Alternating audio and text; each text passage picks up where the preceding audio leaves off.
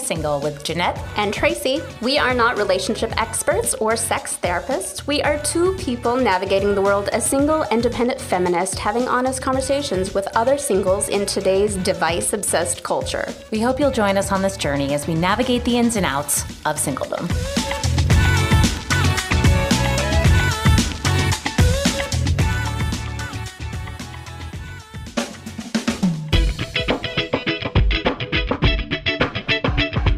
Hi, everybody, and welcome back to #Single. I am Jeanette Bonner, your host for today's episode, and with me is my friend Diane. Diane, thank you so much for being on #Single with me. Thank you so much for having me on #Single. And our voice of the patriarchy is Rob. Rob, thanks for being here today. Hello, I'm the voice of the patriarchy. You are indeed. And as the voice of the patriarchy, we are going to have you sit in the corner and not comment until we're ready for you. So thanks for joining. It's time we got our punishment. It's time we got our priorities in order. Thanks for joining us, and we'll check in with you later. So, Diane. Yes. Something very exciting has happened since I've last seen you. I know. And that is that Diane has come out to her parents as pansexual. That's right, folks. And no, it does not mean I am sexually attracted to pans. Please tell me that someone thought that was true. Oh, yes. It's a thing. God. Oh, there are multiple memes on the internet about like, no, I'm not, I don't want to stay in the kitchen. Why are people so dumb? I don't know. Trump's president, what? Because last that we talked, you identified yourself as bisexual. Mm-hmm. So, this is an awkward question. What's changed since you... No, I actually think that's a great question. The truth is, since we last talked, which was like that was a couple months ago, or maybe even like 6 months ago or 9. Yeah. The truth is, you know what? I had very much tried to I start just for the audience. I started graduate school. I'm the only female director in my master's program. Mazel. Thank you. And I had very much decided that I need to be very focused and very hyper-centered on that. And a fun thing happens when you tell yourself to shut off emotions. And I think maybe the best thing, the way I can best describe this is that I have had the opportunity since starting in graduate school of meeting a very vast spectrum of people, and since kind of discovering oh, I guess I have feelings for other people outside of the heteronormative spectrum. I suddenly, quite frankly, I met someone who identified as non-binary, and the same feelings that I had in my past, when I was probably a guy in high school who I just couldn't get out of my head because he was just so dreamy. And I had those exact same things. And so, I mean, I think the way I kind of described to my parents was, I think I very rarely connect with people. And when I do, I don't think I can describe it or explain it. I also don't think that experience is solely just to a pansexual. I think maybe that's just love. Yeah, wow, that's lovely. I got real idealistic real fast. And that will conclude our episode. And I'm going to sort of admit my ignorance here, because I think this is a new conversation that we're having in our culture today, just speaking in terms of getting away from the binary spectrum and talking in terms of allowance and acceptance across the board. Because when I think of, okay, bisexual, that means you like ladies and you like dudes. And when you're pansexual, you like ladies and dudes and... what's left? You know what I mean? Yeah, no. What is the pan? No, can I tell you? So, you know what's actually kind of perfect is, so I came home. I'm originally from California. So I went home, had this big trip, told my parents, hardest thing I've done in my life, and came home to tell my roommate, oh my God, I have all so much has happened in the 10 days I was gone. So we're sitting there and I tell him what happened. And he is a gay man who has been a gay man his entire life. And he literally was okay, and I'm talking 1,000 miles a minute. And then I finished, take a breath. He's wait, Diane, what's pansexual again? But it's, you know what? I actually think that's refreshing, because if you think about that in that conversation, the most important thing is that in that moment, he wasn't afraid to be yo, right. I don't know. Or me being I'm not quite sure what the pan means. Like, what are the other options? And I guess this is great because I thought, well, if it's not bisexual, which is ladies and men, it obviously has to involve the trans community in some way. Yep. And please answer this for me because this has befuddled me for a very long time. If you are a trans man, yes, and you like women, are you a lesbian or does that make you straight? Like, I'm very confused by that. I mean, if I'm being entirely honest, I don't feel like I have like the permission to answer that question. Is there a word for it, or you say, I'm pansexual? But see, that's the thing. I have met some trans people who their experience of like love or attraction or sexual desire is, to them, it's just like, oh no, I like it. I like what I like. I like what I like. Love is love. Love is love. And Okay. I'm so sorry to bring it back to like this very like idealistic thing, but in the strangest way, like, I think maybe that's actually what like, when I was slowly kind of like figuring stuff out for myself, it suddenly realized like, oh, maybe this is actually like what I have been thinking about, or like what I have been like going on about for ages. And I think maybe that's what we can't explain really, why we really can't, like what makes us just fall crazy, stupid, down the drain, you know? Yeah. And I think, and I mean, this is actually going to get maybe into maybe a darker conversation. I actually think this whole thing of us like saying our current community, our current society is hyper obsessed, I feel, with like putting people in boxes and defining. Which is kind of why, if I'm being entirely honest, for the longest time, like I think, so about 2 years ago, that's when I like came out to like my restaurant, and it wasn't me coming out. It was like, I have a crush on a girl and her, she's so great. I need you to take that back. What is coming out to a restaurant? You were like, at family meal, you just sat everybody down and was like, hey, everybody, there's a couple notes. It's all, I know we talked about the specials for the day and with specials 86. for the day. And also, we don't have Diane the Chardonnay. Is by. I wish it was. I really wish it was that. It was more like I had this one manager who I was really close with, and I had an entire restaurant of servers who I quite frankly adored. And I like just came in one day like, oh my God, I met this girl. She's so great. And it wasn't even like, I'm gay now, blah, blah. It was more just like, I met this person and I can't get her out of her head, and I really want to talk with her about it, and you know, that we so all you didn't do. come out to the restaurant. I just wanted to be clear. Guys, I imagined here, you like barging into the restaurant like saloon doors and like enchanted, like little robins followed you, and you're like, guess what? Guys, and like screech like everyone's like mid-dinner. Jeanette Palmer really wants is that I came out to my table in the middle of like specialing them, like, here's my rainbow cape. How's your salmon? Nice. I'm gay. That's actually what she really hopes is what happened. I think, you know what? To satisfy your imagination, yes, that is what happened, Jeanette. Well, first of all, congratulations. Thank you. I know that coming out as anything beyond straight in the first place is very hard. Coming out to your parents is super hard. And then having to explain to your parents what pansexuality is, I'm sure is exceptionally challenging. So here is the other thing I guess I need to share with you and your audiences. So it was so terrifying to do it, to explain, to do it. Literally, I have to like to do it Did you have to a my diagram? parents. Did you have a chart? I couldn't quite get out the word pansexual. Oh, no. So literally the phrase that I used was, because I decided to be like, you know, like, oh, I may not bring someone home. You know, I may bring someone home who is different someday. Because I didn't want them to think that like I was currently dating someone, because that is not true. That's why you're here. That's Hey, no, I take that back. Hashtag single. I actually, no, this is another No, conversation. literally, we're not inviting people on the podcast who are not single. I'm not kidding you. No, but I actually when I was like walking in here, I was like, no, I'm about to be on this podcast called Hashtag Single, and it shouldn't be, hashtag single. I want to be like, yeah, I'm hashtag single, bitches. Yes, 100%. Okay. And that is the point of it. Great. And we're back to telling my parents. Okay, yeah. It was so much harder.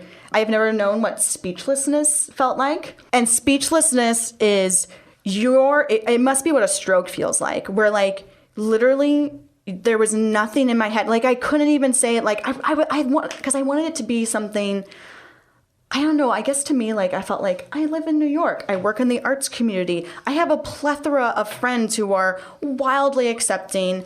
And I felt like coming out, and my parent, which like I was raised that way. Like I am that way because of a direct correlation of how my parents raised me. And I really wanted it to like not be a big deal. And I think me so desperately not wanting it to be a big deal is that like I told them separately. And so when I told my mother was the hardest, I full on wept. Could not get the words out, wept. And I think it wasn't like fear. I think it was pure just like, I've never done anything like this before, and like total uncertainty. And like in no way, shape, or form did I think they were gonna like be angry at me or throw me out. Nothing like that. But I will say this, I have a really close relationship with my parents, and it does change things. I just want to ask you a follow-up question, because this is something that you had mentioned to me. You said you wanted to come out to your parents before the age of 30. What is that about and why? So full disclosure to you and your audience. I will turn 30 in a little over a month. I have never been in a relationship. Because of that, I've never brought anyone home to my parents. I'm just now going back to graduate school for directing, which like, and it's tough because I think I feel very lucky that like my support system around me, they like think very highly of me, and I feel very, very blessed to like have a lot of people kind of look up to me. But if I'm being entirely honest, I feel like I'm turning 30 and I haven't really accomplished anything. Stop it. No, but I mean, if you want to talk voice of the patriarchy, that is literally what our society teaches us as women. Yeah. And how we measure who we are and our identity and our quote unquote success. Our evaluation is by whether or not we are in a relationship. Yeah. And or married and have procreated. And then sometimes maybe your career. So. But I guess maybe that was part of it, was that like, the truth is like, because I so rarely like find myself wholly just connecting with someone, and just that like I don't go out on a limb for anybody. I'm not the type of person. If I go out on a limb for you, I go 1,000% in, and that's how I do it with my art. And I guess my thing was I wanted to do it before I was 30 because I just wanted to be. It was something that kind of like had brewed to the surface like over the past couple of years. And it felt like the hardest thing that I would have to do. And there was something about like, leave that in your 20s. When are you turning 30? September 8th. Okay. So you're like starting a new chapter is what you're thinking. Yeah. Your identity is starting afresh. Well, and it's tough because I got to tell you, I mean, again, full disclosure to your audience. So my best friend, and yes, Tony Aruscio, you're getting a shout out. Hey, Tony. Hi, Tony. Tony has probably been the most like supportive friend, because Tony actually told me, he said, you should come out to your parents before you bring someone home. And I was like, no, because I was always the person like, no, I'm not going to do it until I bring someone home. He was like, why would you do that to them to like... In the moment. Right. And yeah. The truth is, that was the most mature, best advice I have ever received in my life. Well, and then you don't have to do it with someone like in the room. You know what I mean? Like if you're like, here's my... pansexual person. And, But, this would be the moment to have this conversation. And while, Frederick, you stand to the side. I don't know why I said Frederick. Whatever. That person, whoever just chill while I have this conversation with my parents. That's a little strange-o. I also will say this, like, I think, again, going back to, like, I didn't want it to be a big deal because I kept telling myself, in my New York life, in my New York, art industry, it's not a big deal. That's a lie. When I came out to my restaurant, it did change how things affected me. And it has changed how friends have perceived me. But the truth is not for the worst. And yeah. I think and also not to be boring, but change is good. Change is awesome. Especially when turning 30. Yeah. And when recognizing who you really are and what really turns you on. Mm-hmm, that's and true. that maybe it's not defined by some voice that was put in there when you were growing up. Yeah, yeah. I think you're fucking awesome. Thank you, Jeanette. Appreciate that. I want to talk about some dating stuff. Oh my God. Okay, guys, I prepared for Snooze Town. Here we go. It's not Snooze Town. I want to talk about something that bothers you and I both, particularly. And I refer to it as the lazy New York man syndrome. Personally, I refer to it as the Pierre problem. Pierre is not his real name. Pierre, we have hidden his identity to protect the guilty. But I dated a French man. Of course, his name had to be Pierre. It wasn't Pierre. It was a horrible French name, but just to protect him, shout out if you're out there, French guy, we're going to call it the peer problem. So lazy New York man syndrome, and when I say man, let's just understand that is in air quotes. That's in air quotes. Knowing that it's however you interpret that other person on the other side. We talked about this a little bit. About why the F do men not initiate anymore? Yeah. What? Yeah. And I want to talk about this. Well, you tell me about your sort of.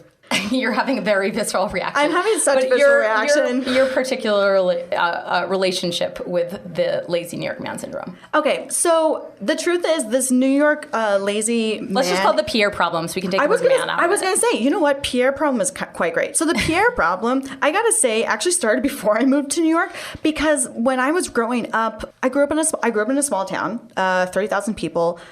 Yes, I was in California. Not everywhere in California is liberal. I grew up in a quite conservative place, and it was such a thing that was kind of drilled into the girls' heads of like, the guy has to make the first move, and that predominantly relationships would only survive if the guy had made the first move and initiated.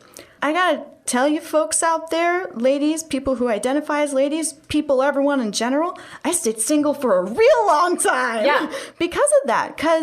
And because of it, I kept spending all this time, I felt like trying to better myself, or, again, I'm doing air quotes for better myself, because that's just the patriarchy all over the place. There you go, girl. Thank you. But yeah, and the truth is, I mean, I've already told you, I'm a director. I like to get shit done. Right. So waiting around, waiting for someone to ask you out is absurd to me. And so what the Pierre problem for me is that I had initiated conversation with this Pierre on a dating app. Great. And then I had ended up asking him out on the first date. Great. Which didn't feel like I was doing it, because it's just me being like, hey, what do you, like, let's do this. Normal conversation, right? Yeah. And then I realized I ended up being the person that initiated the second date. Okay. And I actually initiated the third date. And I don't realize I'm doing this because I'm just me having conversation, being like, hey, are you free Friday? What do you think about seeing this movie? Yeah. But when I stepped back after the third date, yeah, I did not hear from him anymore. Yeah. So, and I was like, oh my God, I was driving the whole thing the whole time. Yeah. And I did that because he was not initiating. Yeah. But when I stepped back, he didn't step forward. Nope.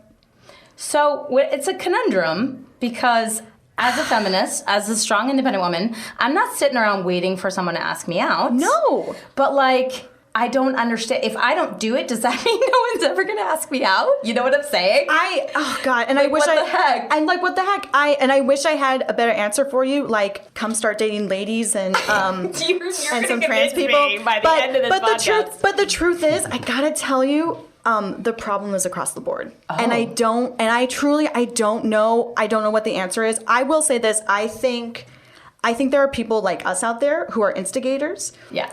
And I think there are people out there who are lazy, and we get really attracted to them. So it's just called the lazy New York syndrome, not the lazy New York man syndrome. Yeah. I wish I could tell you that, like, there's another people out there, and like they will like come up with clever, unique date ideas, and they will like start them with you, and they'll call you out for them. No. I was kind of hoping you were going to say that. You were going to be like, yo, on the other side, we don't deal with this. Come on over. Like, we got cookies. No, we don't. No cookies. Women invite I'm women. still baking the cookies. All the cookies. You are both the man and the woman in the relationship. Well, no, I mean, and again, I should have worn my, like, I have a t-shirt that says, not gender roles, cinnamon rolls, not gender roles. Oh, that's right. Gross. But maybe that speaks to... There are more. That's the thing. I feel like they haven't done enough research on. I think they haven't done enough research on like dating and love, romantic love, and like attraction within like the LGBTQ plus community. Because I would actually be kind of fascinated to see, do they have the lazy New Yorker syndrome within like their own, like when communities are like not pansexual, when they're like strictly like I am only attracted to this. Like, do they find that they are still experiencing that? Because I gotta tell you, I think we're all experiencing it. I weirdly feel relieved with you saying Really? that. Yeah. I'm so happy I to really hear that. did. I called it the lazy New York man syndrome for a reason. Like, 'Cause you thought it was just dudes. I thought it was specific to New York because New Yorkers are inundated with choice and overwhelmed with opportunity and overscheduled. Yeah. Right? And super flaky for that reason. Yeah. Like, people commit themselves to 3 extra things that they can't do so that they can choose which one they want to do that night, which is just a whole nother topic altogether. But so I really thought that it was specific to New York, and it was specific about New York men because, hear me out, I have sort of a theory that now we are in this new generation of men who are brought to be enlightened and intelligent and respectful and not like cockswaggery, misogynistic-y. Not that they still aren't, but now that we have a generation of men that are more aware of Our plight. Yes, and inclusion, they're afraid to make strong actions and to come forward and say, hey, I saw you from across the bar. You're really pretty. Here's my number. Or, hey, I want to ask you out. Or they're maybe just like they are full of fear of being rejected, which we all are. But without the without people telling you now that you are the without the patriarchy being like you are the number one in our society, that fear of rejection can just it just lulls people into inaction. So I know I want to hear that from the patriarchy. I but do too. I have a quick follow up to that. Okay. So I was just at a wedding, and yes, I did hook up with someone at this wedding. Okay. And I had no intention to. But why it happened because this other person made the first move. And then when we were getting more intimate, actually was asking for a ton of consent. And you and I both had this. I know. Wait, we what? both just had Jeanette and I, just so you know, had a visceral reaction. And so I gotta say, and the truth is, I gotta say that was a first time because normally when I'm sexually attracted to someone, I'm not afraid, and I'm really dialed in, I don't want to really date this person, but I have some, we'd have some fun. I'm not afraid to kind of make the steps and make it happen. Right. It was really a turn on to have someone, isn't it? To have someone make the first move, and it put me in shock. And then it was even more of a turn on that there was so much consent within the experience. Within the experience. Well, Rob, you have been very patient sitting in the corner over there. So I think now is the time. I'm dying to know your thoughts here. We talked about a lot of things. We talked about the Pierre problem, the lazy New York man problem. And by the way, fun fact, everybody, Rob and I met on a date. Oh, snap. I know. We met on OkCupid. I know. Why did he agree to do this? I don't know. We might have to ask him. I will mention, Rob, that I looked back and I initiated the contact with you. Just laying the tablecloth here for our picnic. What came up for you? What do you want to comment on anything, or is anything Okay, well, first of all, hopefully I don't get tossed out of here, but I did recently start dating someone. You're no longer single? I guess. Damn you, Rob. But I've been single for so long enough that... That's true. Fine. That's You're single by default. I've been on these dating apps. Do you love that I just assumed you were single when I asked you to be on the podcast? I didn't check. I mean, it was something. I started dating my barista. I go in there every day. Don't we all? But, all right. I'm so proud of you right now. Started dating my barista. I just want a t-shirt the most that New Yorker says that. thing that has ever happened.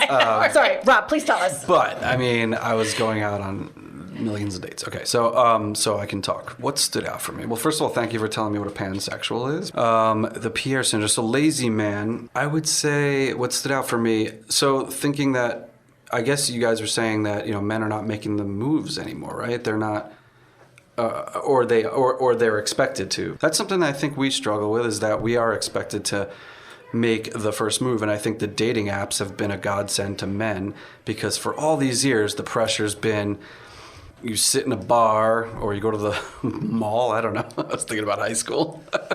We used to go to the mall and we had to initiate everything, in a bar, from our perspective, it seems like, make eye contact, and if the girl smiles, then you got to make that move, because if you don't, and most men are actually shy, the alpha males, maybe not. Alpha males, they'll go up to a woman and initiate, but most men are not alpha males, so it takes a lot of courage. So most men are just pep talking each other. You just get out the courage. If you get rejected, don't worry, because once the first rejection happens, the rest of the night is just killed, because then you lose all your mojo, in quotes, whatever you call it. But I think that's hard for just humans across the board to go up to a total stranger in an environment like a bar and just be like, hey, I don't even know if you're single. I don't know if you're straight. Yeah, exactly. So I'm not even necessarily talking about like the balls it takes to go up to someone in person, but I'm really talking about like online initiating conversation and or being the first person to be like, hey, I like you. I want to see you. Like, let's go out, Exactly. Or after you've gone on 1 or 2 dates, being like, hey, I'll make plans for the third one without waiting for someone else to make the next move. Yeah, no, it's difficult for everyone. So when dating apps came by, I think it's been a godsend, because it takes no courage to just type something to somebody, and if they ignore you, I don't know, maybe they didn't see my message or whatever. So it's been a huge, and a Bumble, it's great, right? Because women have to make the first move, and that's the first time in history that it's being encouraged for the woman to make the first move. So men love Bumble. All they have to do is swipe and then just wait. And so I would say most men just keep swiping, and just hopefully something will hit. Where women can be more choosy on that app, which is great for women, so they also don't have the sexual harassment, and they don't have all the crap that happens, because I know that happens for women, on dating apps, where they're just getting dick pics, or who knows what dudes are sending. So I think Bumble is probably good for both genders. So that was one thing I would comment on, is the making the first move thing from a guy's perspective. We actually don't want to do that anymore. Maybe that's part of it. What do you prefer in terms of a woman coming up to initiate a date, or being approached online, or do you... Well, when it comes to the Bumble thing, I think men like that, because they're like, the woman's definitely interested in me, because otherwise she wouldn't write to me. So that gets our confidence up a little bit already. And then in the past, it's just like, oh, she's just being nice. She's just responding to my thing, or or no response at all, and you're just writing, and then they're probably getting so many messages from guys, because guys are guys, and then your thing might get lost in the shuffle. But now it's like, okay, she really wanted to talk to me. So I think guys as a whole, I think they like the Bumble thing, even though maybe some other men, I'm talking from my perspective, but maybe tell me how you feel. That's my perspective, is that I think that I liked that, whereas maybe other guys who love to just email people left and right and see what hits there. What if you're on a dating app not like Bumble, which forces the woman to initiate conversation? What do you prefer, and how do you like to handle that? Like a one that doesn't force it, like an OkCupid or Tinder, I guess, right? Do you like women to approach you and make the first move? When I first got on Bumble, I felt like, oh no, this is crazy. I'm waiting here for someone to write to me, and I was used to writing to other people. The other thing about these dating apps, in my opinion, is it's so based on looks. Like, there's hardly anything on there like about who you are, whereas OkCupid, it's like at least you're writing all this stuff about who you are, what you like, all this stuff, and it's so superficial. So were you initiating conversations with people, or are you waiting for people to come? I'm just trying to get you back on track. I'm not even answering the questions. I just go on tangents. So am I initiating it on those things? Yeah, of course, I did that a lot. Sometimes there was a back and forth, but for the most part, I felt like I was initiating more on the ones with Tinder and OkCupid. So I think those were reflecting how the real world appears to many men, where it's like we have to make the first move. And I'm sure that also has to do with the fact that men are just like spamming women and stuff like that. And so women are just like, oh God, I look at my thing and there's like so many ridiculous copy and paste emails, and they have to look through the shuffle, and they're just like, well, I'll just wait for someone I actually, I don't know, like. Yeah, that's exactly what it's like. Yeah, so I assume. So like Bumble's been cool. Yeah, so I think that's good. More power. I find it really humorous and interesting and intriguing that when you're on Bumble and you're waiting for people to message you first, It was uncomfortable for you. There was some discomfort. At first, I was uncomfortable. At first, I was like, "This is scary." Welcome like, to our world. Maybe exactly. Oh, there you go. Hey. So you just see how I did that? switched. See how I did that? You just put me in that role. All right, you guys. I just wanted to say thank you to you both for a phenomenal conversation about so many things. So many things. I very much appreciated, Diane, you enlightening us, and Rob, all of your insights. So thank you guys for being on this episode of #Single, and we will catch you next time.